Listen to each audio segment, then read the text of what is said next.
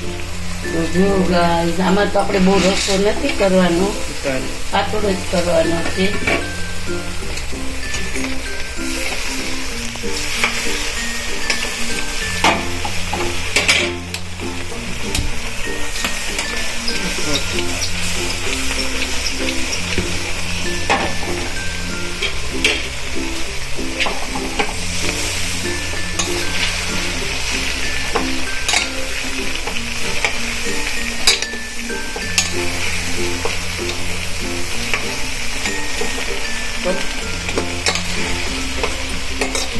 પછી આપણે જીરું સમારેલું ટમાટર નાખી દઈશું.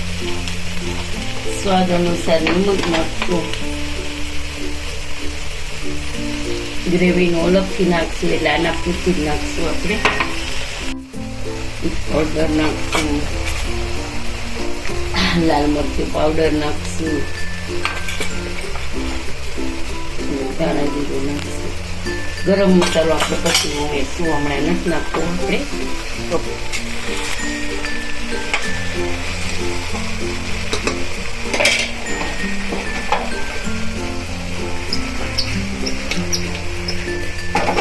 તમને એમ થશે આટલું બધું કેમ છે, તો આજે અમારા ઘરે ગેસ્ટ આવવાના છે એટલે ક્વોન્ટિટી વધુ છે. 15 જણાની ચાપડી ચાવો બનવાનો છે આજે. તો આજે અમારે પ્રોગ્રામ છે.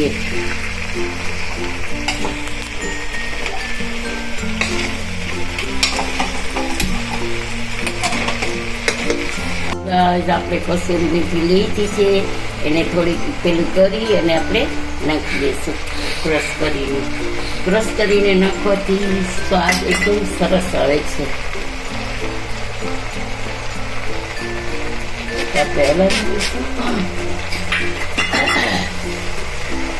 આપણે એમને બાફાય નહીં એટલે વઘાર્યું છે. તો હવે ગ્રેવી જે કરશું ને એમાં જ આપણે બધા મસાલા કરશું. આમાં બહુ નથી કર્યા. તો હવે પાણી નાખી દઈશું આપણે.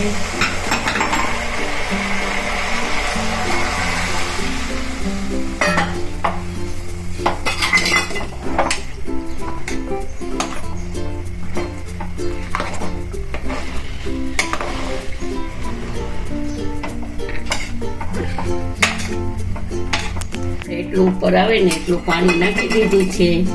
એટલે આપણે આને 4 વિસલ કરવાની છે. આપણે પછી આપણે આમ બાજુ ગ્રેવી તૈયાર કરી લઈ. ચાલો, ગ્રેવી માટે મેં તેલ મૂકી દીધું છે. તો મોટા 3-4 ચમચા તેલ મૂક્યું છે મોટું મેં. અને અહીંયા મેં બધું મસાલામાં પાણી નાખી, હળદર, મીઠું અને મીઠું નહીં, હળદર, મરચું, ધાણા જીરું બધું નાખી અને મેં પેસ્ટ કરી દીધી છે પાણી નાખી. અને હવે આપણે અહીંયા આદુ મરચાંની પેસ્ટ છે, અહીંયા સૂકા ખડા મસાલા છે, બધા લાલ મરચું છે, તમાલપત્રું છે, તજ છે, લવિંગ છે, એ બધા ખડા મસાલા છે. તો હવે આપણે અહીંયા થોડુંક જીરું નાખશું.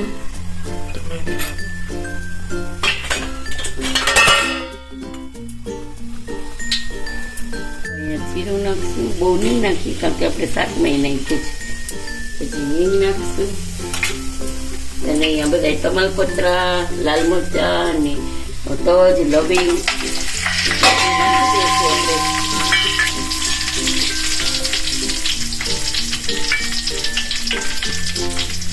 અને આદુ મરચાની પેસ્ટ છે એ નાખું છું. આદુ મરચા, લસણ ગ્રેવીમાં નાખ્યું છે આપણે, એટલે બહુ નથી નાખવું. તો આપણે એને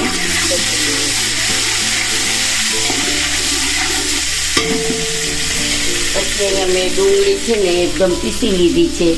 તો આપણે ડુંગળીની પેસ્ટ નાખી દઈશું.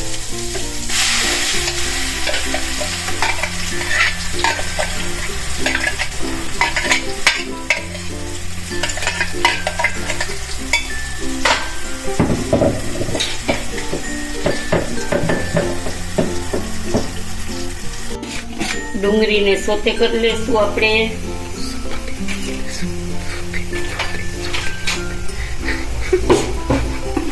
તો જો કિચન કેર માટે હું એક સામગ્રી લઈ આવી હતી. એક્ઝિબિશનમાં તો આપણે યુઝ કરીએ છીએ લાકડાનો ચમચો અને તાવીસો. આપણી ડુંગળી એકદમ સોતે થઈ ગઈ છે. તો પછી આપણે નાખશું ટમેટાની પ્યુરી.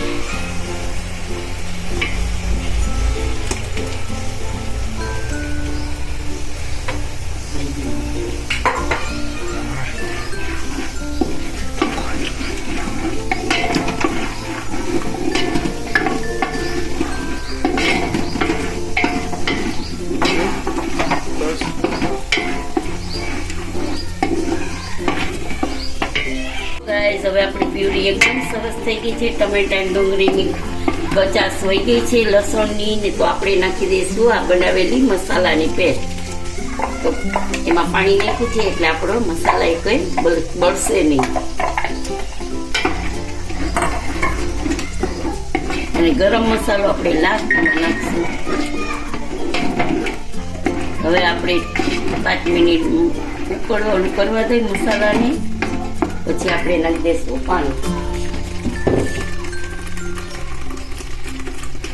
જો ગાઈઝ આપણે આ જે મસાલો એકદમ ચડી ગયો છે, તો હવે આપણે નાખી દઈશું પાણી.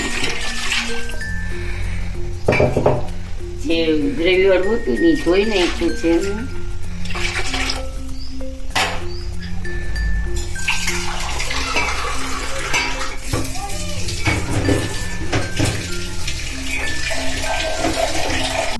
તો જો ગાઈસ હવે આપણે આટલું પાણી નાખી દીધું છે. પછી શાક નાખશું ને પછી પ્રમાણે આપણે પાણી નાખી દઈશું. હવે આને આપણે ઉકળવા દઈશું સરસ રીતે. અને આપણે નમક નાખી દઈશું. 1.5 ચમચી જેટલું નાખ્યું છે મેં.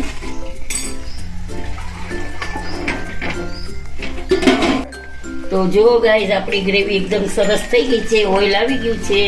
તો હવે આપણે આ બધું શાક છે ને આમ નાખી બહાર જતું હતું. તો હવે આપણે બધું શાક આમાં નાખી દીધું.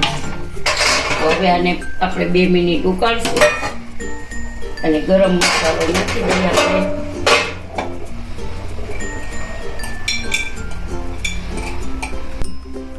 અડધી ચમચી ગરમ મસાલો નાખી દીધો છે. એ પણ ઘરનો બનાવેલો છે આપણે.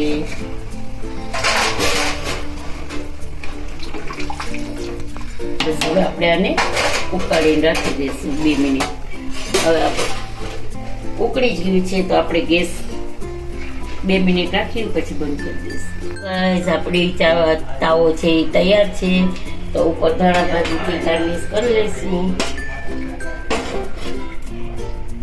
ગેસ કરી દઈશું ઓફ.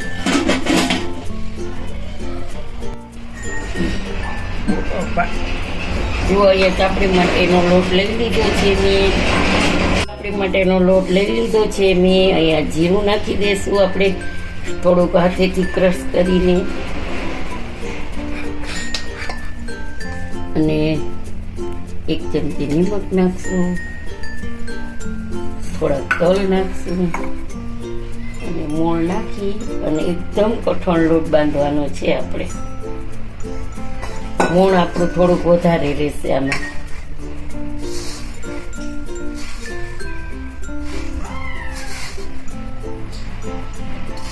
બધું એકદમ સરસ રીતે મિક્સ કરી દઈશું આપણે. જો આપણું આવું મોણ હોવું જોઈએ એકદમ.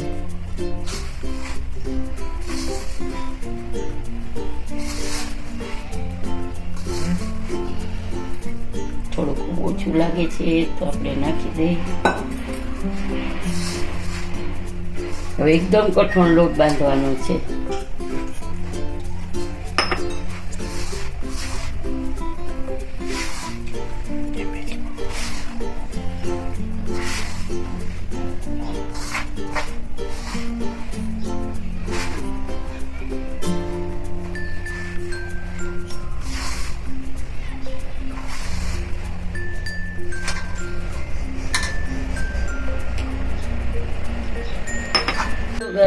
જો આપણે છે ને હાથેથી આવી રીતે આમ ચાપડી કરી લીધી છે. તો અને તેલ મૂકી દીધું છે. તો તેલ આપણું આવી ગયું છે. તો ચાપડી અમે નથી બતાવી શક્યા. બનાવતા બનાવતા રોહનભાઈ ગયા હતા દીવાબત્તી કરવા. એટલે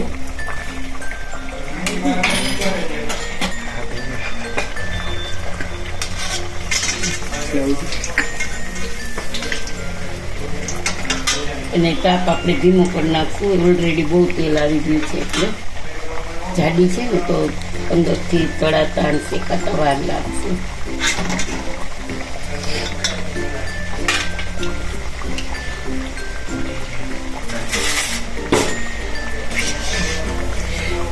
આપણે આવી રીતે એક છેદવી લઈશું.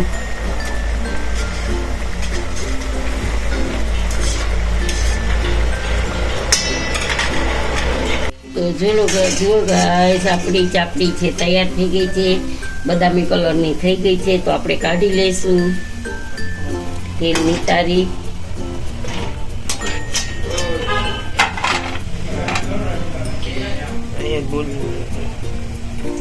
ચાપડી તવાની રેસીપી તૈયાર છે. તો જોઈ લો, આ ચાપડી છે, તાવો છે, આ જે તાવો છે, મરચાં છે, લીંબુ છે, ડુંગળી છે. તો આજનો વિડીયો તમને કેવો લાગ્યો તે જરૂરથી જણાવજો. સબસ્ક્રાઈબ કરજો, લાઈક કરજો, શેર કરજો અને કમેન્ટ કરીને જરૂરથી બતાવજો કે આજનો વિડીયો તમને કેવો લાગ્યો. જય શ્રી કૃષ્ણ.